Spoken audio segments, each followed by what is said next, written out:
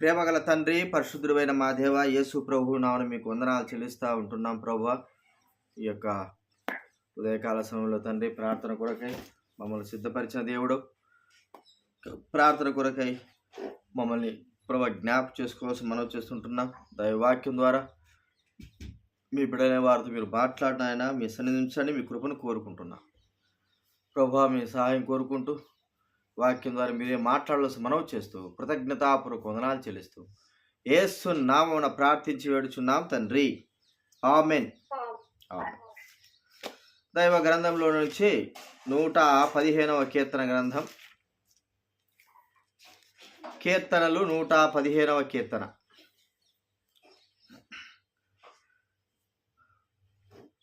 పదకొండవ వచనం 12వ వచనం మనం అందరూ కూడా కలిసి చదువుకుందాం. 115వ కీర్తన 11, 12 వచనాలు, ఈ 2 వచనాలు మనం అందరం కూడా కలిసి చదువుకుందాం. దయచేసి లైన్లో ఉన్నవారు కూడా చదవండి. యెహోవా యందు భయభక్తులు గల వారులారా, యెహోవా యందు నమ్మికుంచుడి. ఆయన వారికి సహాయము, వారికి ఖేడము. యెహోవా మమ్మను మర్చిపోలేదు, ఆయన మమ్మల్ని ఆశీర్వదించును. ఆయన ఇశ్రాయేలును ఆశీర్వదించును, అహరోను వంశస్థులను ఆశీర్వదించును. ఇక్కడ మనం చూస్తుంటున్నాం, దేవుడు మర్చిపోయేవాడు కాదు. కాబట్టి మనము ప్రార్థనలు అనేకమైన సార్లు చేసిన ప్రార్థనలు మళ్ళీ జ్ఞాపకం చేసుకుంటూ ఉంటాం. మరి ఒక అంశం గురించి మనం ప్రార్థన చేస్తూనే ఉంటాము, సమస్య కాదు, చేయొచ్చు. అయితే మరి ఆయనకు మనకు విన్నవించిన తర్వాత సమస్తమును ఆయన చేయగలడు. మన యొక్క విన్నపమును ఆయన మర్చిపోయేవాడు కాదు అని మనం గుర్తించుకొని ప్రార్థనలో మనము మరి ప్రార్థించడం ద్వారా ప్రతిఫలాన్ని పొందగలిగే వారంగా ఉంటాం. ఎందుకంటే యెహోవా మమ్మను మర్చిపోలేదు, మనల్ని మర్చిపోయేవాడు కాదు. మనమే అనేకమైన సార్లు ఆయనను, ఆయన మాటల్ని, ఆయన వాగ్దానాలని, ఆయన కార్యములను, మరి ఆయన చేసినటువంటి అన్నిటిని కూడా మనం మర్చిపోతాం.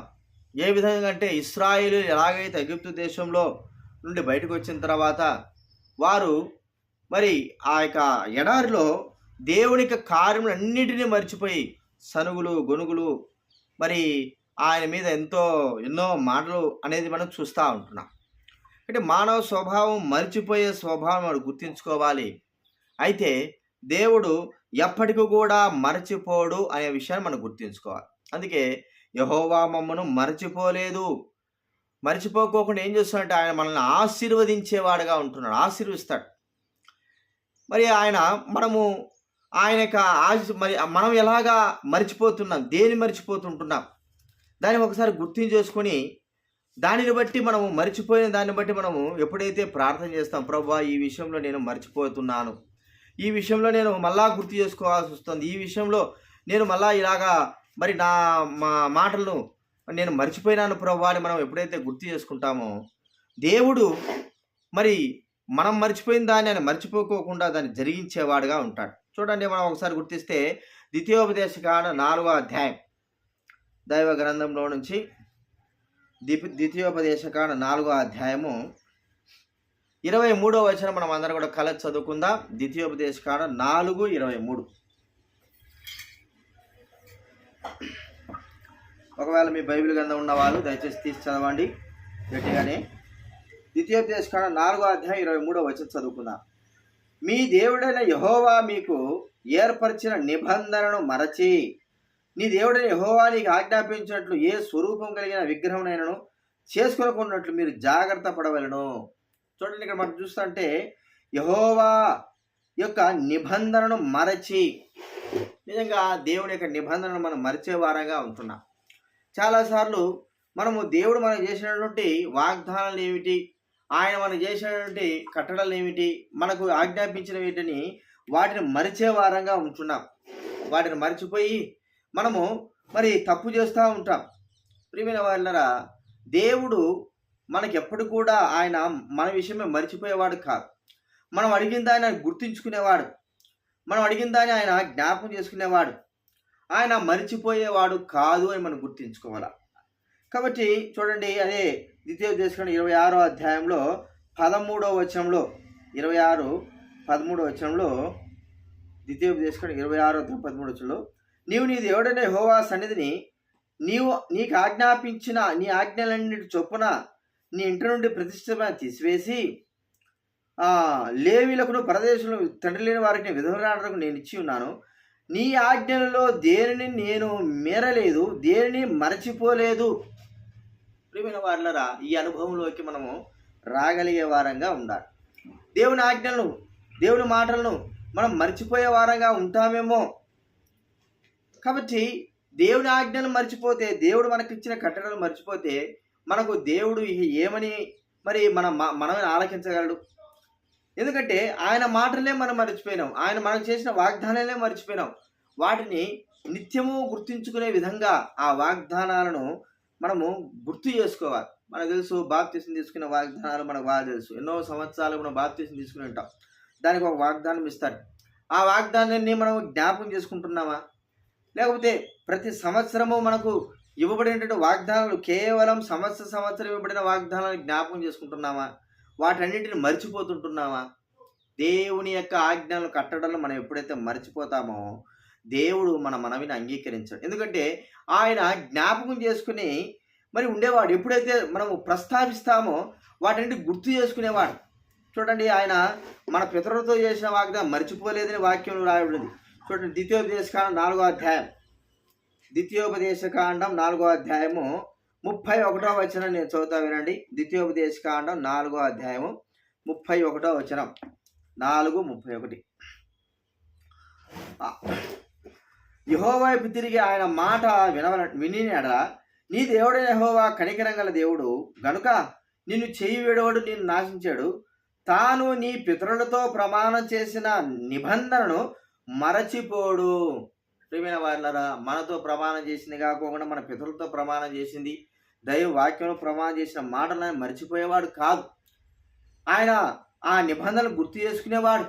ఆ నిబంధనలను మర్చిపోయేది మనమే కానీ దేవుడు ఎప్పటికీ మర్చిపోయేవాడు కాదు. కాబట్టి గుర్తించుకుందాం, ఆయన నిబంధన మనం ఎత్తిపెట్టుకుందాం. ఆయనకు ఆ నిబంధనలు ఎత్తిపెట్టుకొని, ప్రభా ఇదిగో నీ నిబంధన, ప్రభా నువ్వు మాకు ఇచ్చిన నిబంధన, ఈ నిబంధన ప్రకారంగానే, ఈ యొక్క ఆజ్ఞ ప్రకారంగానే, మీ యొక్క ఆజ్ఞ నిబంధన ప్రకారంగానే మేము మీకు మరి ప్రార్థన చేస్తున్నాం ప్రభా అని మనం ఎప్పుడైతే జ్ఞాపకం చేసుకుంటామో దేవుడు అంగీకరించే దేవుడుగా ఉంటాడు. కాబట్టి ఆయన మనం మర్చిపోలేదు, మనల్ని ఆశ్రయించే దేవుడు. మన నోటి నుంచి ప్రతి మాట మనం జ్ఞాపకం చేసుకొని, దేవుడు మనకి ఏదైతే సెలవిచ్చాడో వాటన్నిటిని జ్ఞాపకం చేసుకొని మరి ఆ నిబంధనను అనుసరించి మనం ప్రార్థన చేస్తే దేవుడు ఖచ్చితంగా మనకు మరి ఆజ్ఞ ఇస్తాడు. అంత మాత్రమే కాదు, మనము ఎలాగ మర్చిపోతుంటున్నాం అని మనం గుర్తిస్తే, మనకు గమనిస్తే ద్వితీయోపదేశకాండం 8వ అధ్యాయం, ద్వితీయోపదేశకాండం 8వ అధ్యాయం 19వ వచనము దయచేసి నేను చదువుతా వినండి. ద్వితీయోపదేశకాండం 8వ అధ్యాయం 19వ వచనంలో, నీవు ఏ మాత్రమైన నీ దేవుడైన యెహోవాను మరచి ఇతర దేవతలను అనుసరించి పూజించి నమస్కరించినట్లా మీరు నిశ్చయంగా నశించిపోదని నేను మిమ్మల్ని గూర్చి నేను సాక్ష్యం పలికి ఉన్నాను.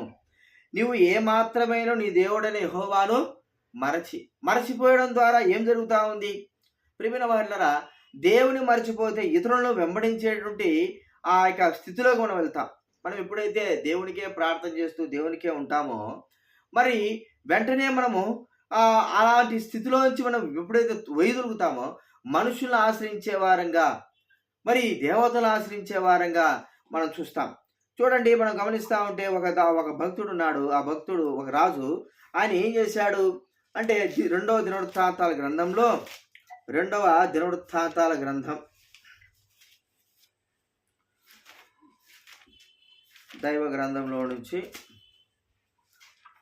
28వ అధ్యాయం, 2వ దినవృత్తాంతాల గ్రంథం 28వ అధ్యాయము. ఇక్కడ కొన్ని మాటలు నేను చదువుతా వినండి. 28వ అధ్యాయము 21వ వచనం నుంచి నేను చదువుతా వినండి. 2వ దినవృత్తాంతాలు 28-21. ఆహాజు భాగములు ఏర్పరిచి యెహోవా మందిరంలో నుండి ఒక భాగమును, రాజనగరంలో నుండి ఒక భాగమును, అధిపతుల యొద్ద నుండి ఒక భాగమును తీసి అషూరు రాజునికి ఇచ్చెను గాని అతడు అతనికి సహాయము చేయలేదు. ఆపత్కాలం ముందు అతడు యెహోవా దృష్టికి మరి అధికముగా అతిక్రమములు జరిగించెను. అట్లు చేసిన వాడు యెహోవా రాజే. సిరియా రాజుల దేవతలు వారికి సహాయం చేయుచున్న గనుక వాటి సహాయం నాకును కలుగునట్లు నేను వాటిని బలులు అర్పించదని అనుకుని తన్ను ఓడించిన దమస్కు వారి దేవతలకు బలులు అర్పించను. అయితే అవి అతనికి ఇశ్రాయేలు వారికి నష్టమునికే హేతువులాయను. చూడండి, ఆహాజు అనేటువంటి వ్యక్తి రాజు ప్రియమైన వారరా, తను మరి ఆ కట్టడి వేసినటువంటి సిరియల నుంచి మరి సిరియల యొక్క దేవతలు వెంబడిస్తూ ఉంటున్నాడు. ఇశ్రాయేలు దేవుడి యొక్క ప్రభావం తెలుసు, ఇశ్రాయేలు దేవుడి యొక్క గొప్పతనం తెలుసు, ఆయన ఎంతవాడో తెలుసు, ఆయన మర్చిపోవాడు కాదని, కష్టాలు ఉన్నప్పుడు మరి ప్రార్థన చేస్తే తిరిగి వారిని గుర్తు చేసుకుంటానని ఎన్నోసార్లు ఎన్నో రీతులుగా మరి ఇశ్రాయేలుగా రాజు ఆ ప్రభు అయిన దేవుడు ఎన్నో మాటలు సెలవిస్తూ వచ్చాడు. అయితే ఆహాజ్ అనే వ్యక్తి ఏం చేశాడంటే సిరియా రాజుల యొక్క దేవతలు, ఆ దేశం యొక్క దేవతలను పూజించడం అని మనం చూస్తూ ఉంటున్నాం. అంటే దేవుని మర్చిపోయినాడు, దేవుని యొక్క గొప్పతనం మర్చిపోయినాడు, దేవుని యొక్క కార్యాలు మర్చిపోయినాడు, ఐగుప్తులో చేసిన వాటిని మర్చిపోయినాడు, తమ పితరుల కాలంలో చేసిన కార్యాలు మర్చిపోయినాడు.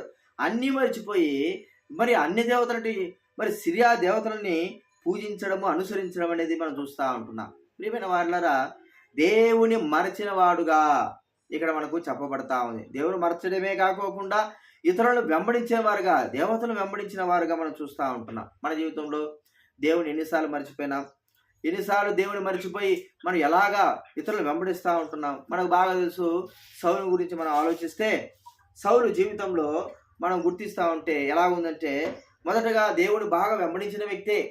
మొదటి ఇశ్రాయేలుకి మొదటి రాజు సౌలు మరి బాగానే వెంబడించాడు, బాగానే ఆయన మరి ముందు కొనసాగుతూ వచ్చాడు. తన జీవితంలో దేవుని మర్చిపోవడం ప్రారంభిస్తూ వచ్చాడు, తానే బలి అర్పిస్తూ వచ్చాడు. మరి సమయాలు రాకమునిపే తానే ఆ కార్యం చేస్తూ వచ్చాడు, దేవుని సన్నిధిలోకి వెళ్ళలేకుండా పోతూ వచ్చాడు. దేవుని మర్చిపోయినవాడుగా, ఎల్లప్పుడూ కూడా యుద్ధాలతో తాను మునిగినవాడుగా చూస్తూ ఉంటున్నాం. చివరికి దేవుడు తనను మర్చిపోయినట్టుగా, దేవుడు తనతో మాట్లాడలేదు. ప్రియమైన వారులారా, సౌలు మరి ఏమి చేశాడంటే అతి గొప్ప తప్పు ఏంటంటే ఆ యొక్క మరి కర్ణ పిశాచి దగ్గరికి వెళ్ళి విచారణ చేయడం అనేది మనం చూస్తూ ఉంటున్నాం. ఎంత దౌర్భాగ్య స్థితి! కర్ణ పిశాచి దగ్గరికి వెళ్ళి అంటే దేవుని మరచిన వాడుగా అక్కడ మనకు కనబడతా ఉంది. ఎన్నోసార్లు బైబిల్ గ్రంథంలో ఉంది, సౌలు దినాల్లో మనము మరి మందసమును దేవుని ప్రత్యక్ష గుడాలను ఎన్నిక చేయకపోతేమని దావీదు మహారాజు సెలవిచ్చిన మాటలు దైవ గ్రంథంలో వ్రాయబడి ఉన్నాయి. కాబట్టి మనం గుర్తించుకుందాం, మనము దేవుని మర్చిపోతుంటున్నామా? అన్ని దేవతల వైపు అంటే లోకం వైపు మనం యొక్క ప్రయాణం కొనసాగుతూ ఉందా? దేవుని మర్చిపోవడం అంటే అర్థం ఏంటంటే ఆయన క్రియలు మన జీవితంలో ఎన్నోసార్లు జరిగినప్పటికీ నమ్మలేని వారంగా ఉండడమే దేవుని మర్చిపోవడం. అందుకే బైబిల్ గ్రంథంలో ఉంది, కీర్తన గ్రంథం చూడండి, కీర్తన 44వ అధ్యాయం, కీర్తన గ్రంథం 44వ అధ్యాయం 20వ వచనంలో ఒక మాట ఉంది. 44వ అధ్యాయము 20వ వచనం, కీర్తన గ్రంథం 44:20. మా దేవుడి నామమును మేము మరచి ఉన్న ఎడల, అన్య దేవతలతో మా చేతులు చాపిన ఎడల. చూడండి, హృదయ రహస్యములు ఎరిగిన దేవుడు ఆ సంగతిని పరిశోధింపక మానుడా అన్య దేవతలతో మా చేతులు చాపి ఆ దేవుని నామాన్ని మరిచితే ఎంతమంది మర్చిపోయి ఉంటున్నారు? ప్రియమైన వారులారా, దేవుని మర్చిపోవడం అనేది చాలా పెద్ద తప్పు. మరి మర్చిపోవడమే కాకోకుండా మనము ఇతరులను అనుసరించడం ఇంకా పెద్ద గొప్ప తప్పు. కాబట్టి దేవుని మర్చిపోతే మరి మనం ఎలా వింటాడు?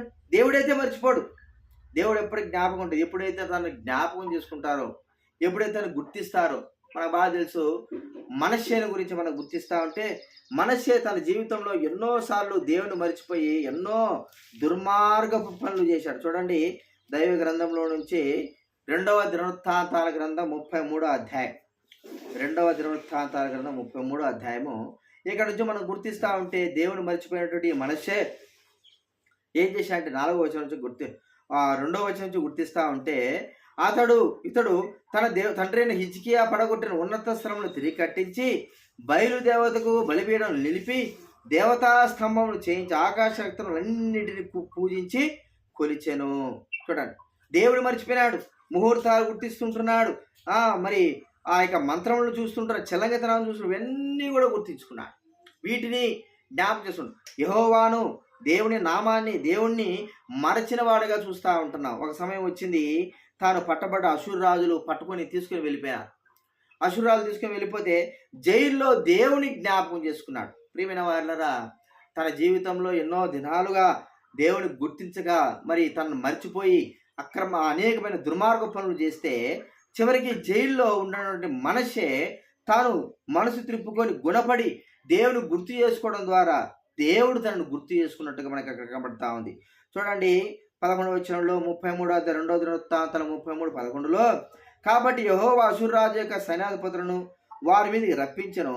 మనషే తప్పించుకొని పోకుండా వారు అతను పట్టుకొని గొలుసుతో బంధించి అతనిని బబులోనుకు తీసుకుని పోయి అతను శ్రమలో ఉన్నప్పుడు తన దేవుడైన యెహోవాను బ్రతిమాలుకొని తన పితరుల దేవుని సన్నిధిని తను బహుగా తగ్గించుకొని శ్రమలో ఉన్నప్పుడు దేవుని గుర్తు చేసుకున్నాడు. ప్రియమైన వారలారా, ఇలాంటి పరిస్థితుల్లో ఉన్నప్పుడు దేవుడు తనను గుర్తు చేసుకోవడం ఎంతో గొప్ప విషయం. కాబట్టి తను గుర్తు చేసుకొని తనను చెరసాల నుంచి విడిపించిన వాడుగా చూస్తూ ఉంటున్నాం. ప్రియమైన వారు, మనం మర్చిపోడు, మనమే మర్చిపోతాం, మనమే మర్చిపోయి మన ఇష్ట ప్రకారం జీవిస్తూ ఉంటాం.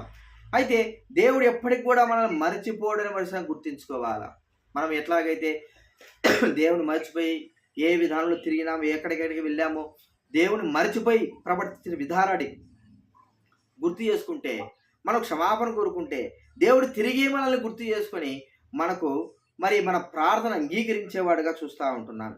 చివరిగా మనం ఏం చేస్తున్నామంటే, మనము ఎలా ఉన్నామంటే ద్వితీయోపదేశకాండం 32వ అధ్యాయం,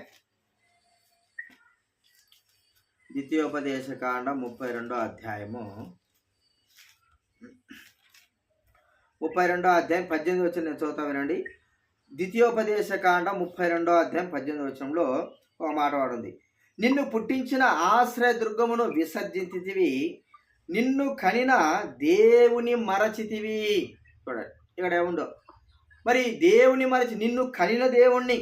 ప్రియమైన వారులారా, తల్లిదండ్రులు లేని వారిని పిల్లలు మర్చిపోవడము చాలా మనం చూస్తూ ఉంటాం. తల్లిదండ్రులు లేని వారు కొన్ని దినాలు పెరిగి పెద్ద అయిన తర్వాత తల్లిదండ్రులు పూర్తిగా మర్చిపోతారు. ఇక తల్లిదండ్రుల యొక్క ఊసే వారి జీవితంలో ఉండదు. కాబట్టి నిన్ను కనిన తండ్రిని అంటే దేవుణ్ణి మరచావు. దేవుడు మన దేవుడై ఉండి, మనకు రక్షకుడై ఉండి, మనకు తండ్రిగా ఉన్నప్పుడు, మరి మనకు ఆయన దేవుడుగా ఉన్నప్పుడు ఆయన మరిచిన విధానాన్ని మనం ఒకసారి గుర్తించుకోవాలా. ప్రియమైన వారులారా, తండ్రి తను మరిచినప్పటికీ తండ్రిని మరిచిపోయిన బిడ్డల్ని తల్లిదండ్రులు మరచిపోరనే విషయం గుర్తించుకోవాలి. సాధ్యమైనంతవరకు భూలోకంలో తల్లిదండ్రులు కూడా బిడ్డలు మర్చిపోయే విధానం ఉంది.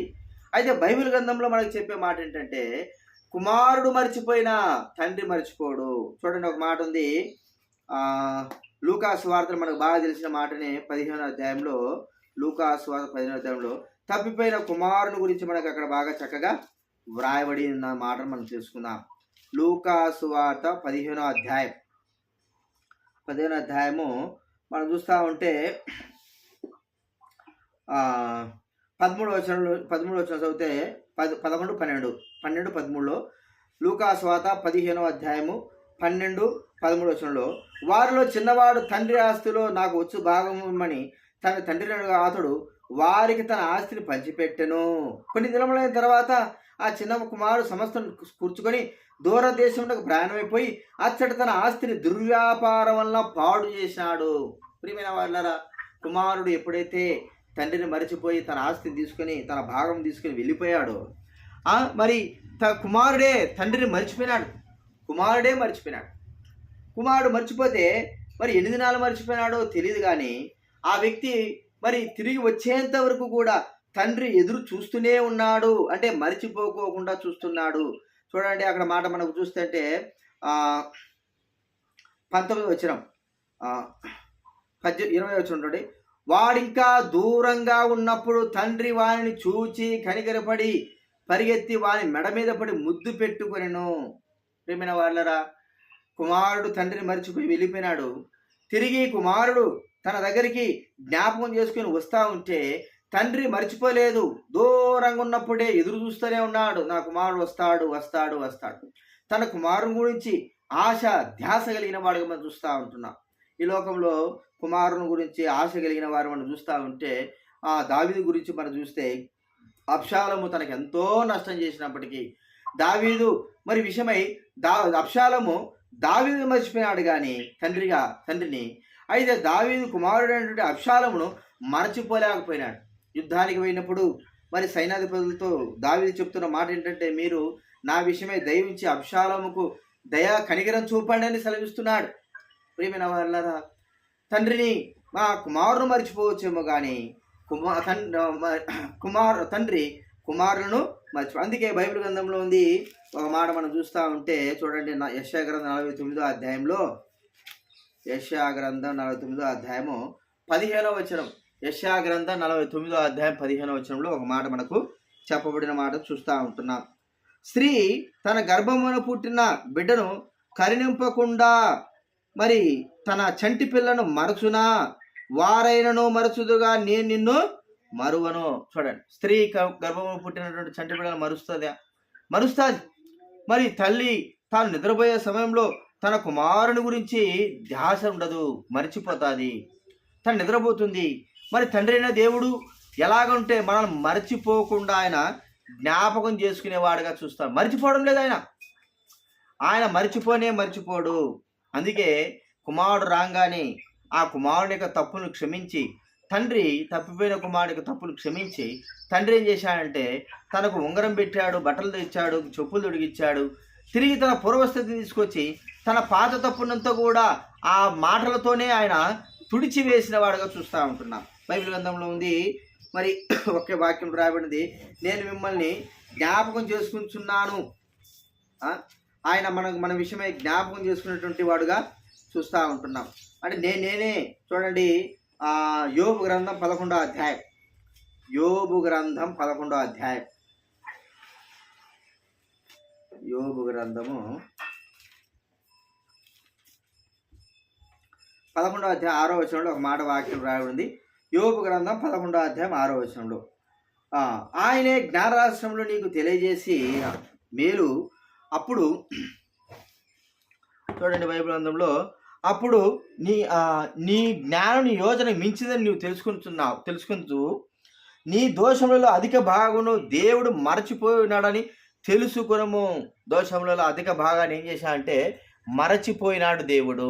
ప్రియమైన వాళ్ళారు, మనం ఒకసారి గమనిస్తే మనము ఆయన మర్చిపోతే తండ్రిని దేవుడు మర్చిపోలేదు, మనం గుర్తించుకోవాలి. తిరిగి ఆయన దగ్గరకు వచ్చినప్పుడు తిరిగి పూర్వస్థితిని తన కుమారుడికి ఎలాగ అనుగ్రహించాడో ఆ తప్పిపోయిన కుమారుడికి తండ్రి అలాగే మన జీవితంలో మన తప్పులన్నిటిని కూడా క్షమించిన వాడుగా చూస్తూ ఉంటున్నాం. కీర్తన గ్రంథంలో కూడా ఒక మాట ఉంది, 13వ అధ్యాయం 1వ వచనం చదువుకొని ముగించుకుందాము. కీర్తన గ్రంథం 13వ అధ్యాయం 1వ వచనంలో మనకి ఇక్కడ వాక్యంలో రాయబడి ఉన్నది. 13వ అధ్యాయం 1వ వచనం, యెహోవాను రక్షింపుము, భక్తి గల వారు లేకపోయి విశ్వాసులు, క్షమించాలి 13వ వచనం కదా, యెహోవా ఎన్నాళ్ళ వరకు నన్ను మర్చిపోదు, నిత్యము మరచెదవా. చూడండి, దేవుడు నిత్యం మరిచేవాడా? కానే కాదు. మరి కీర్తనకారుడు నువ్వు ఎన్నాళ్ళు మర్చిపోకుండా, ఆయన ఎప్పుడు మర్చిపోయేవాడు కాదు. ప్రియమైన వారులరా, ఈ మూడంతల విషయాలు మనం గమనిస్తూ ఉంటే నిబంధన మర్చిపోయినా మనమే, ఆయన నిబంధన మర్చిపోని దేవుడు. మనము దేవుని మర్చిపోయేసి ఇతర దేవతలను అనగా మన స్వయం మన ఇష్ట ప్రకారంగా జీవించిన విధానాన్ని గుర్తించుకుంటే దేవుడినే మాట మర్చిపోయిన వారంగా ఉంటే, ప్రియమైన వారులరా, దేవుడు మనం మర్చిపోయిన వాడుగా ఉంటున్నాడు. మనమే ఆయన మర్చిపోయినాం. అంత మాత్రమే కాదు, మనం చూస్తూ ఉంటే మనం ఇక్కడ మనం పుట్టించిన దేవుణ్ణి ఈ లోకంలో ఎలాగైతే చిన్నపిల్లలు తల్లిదండ్రులు మర్చిపోతున్నారో చాలామంది మర్చిపోతుంటున్నారు. అలాగంటే మరి దేవుడు మనల్ని ఎప్పుడు మర్చిపోయేవాడు కాదు. అందుకే మన ప్రార్థనల వైపు ఆయన చెవులు ఉంటున్నాయి, మా నీతిమంతుల యొక్క ప్రార్థనల వైపు ఆయన కన్నులు ఉంటున్నాయి, ఆయన చెవులు కూడా ఉంటున్నాయి, వినడానికైనా సిద్ధమైన వాడుగా ఉంటున్నాడు, మర్చిపోవడం లేదు. కాబట్టి మనం గుర్తు చేసుకొని ఇంకా ఆయనకు మరి ప్రార్థన చేస్తే వాటన్నిటినీ మనకు అనుగ్రహించేవాడుగా చూస్తూ ఉంటున్నాం. కాబట్టి మనం ఈ ప్రార్థనలు గుర్తించుకుందాం. ప్రభు మర్చిపోడు వాడు అని గుర్తించుకొని ఆయనకు మన విన్నపములు చెప్పుకోవడం ద్వారా ఖచ్చితంగా ఒక దినాన మనకు ఆ ప్రార్థనకు జవాబును అనుగ్రహించి మనకు సహాయం చేసేవాడుగా ఉంటాడు. ఈ విషయాలు జ్ఞాపపెట్టుకుందాం. ప్రార్థనలో మనము ప్రవేశిద్దాం. హలో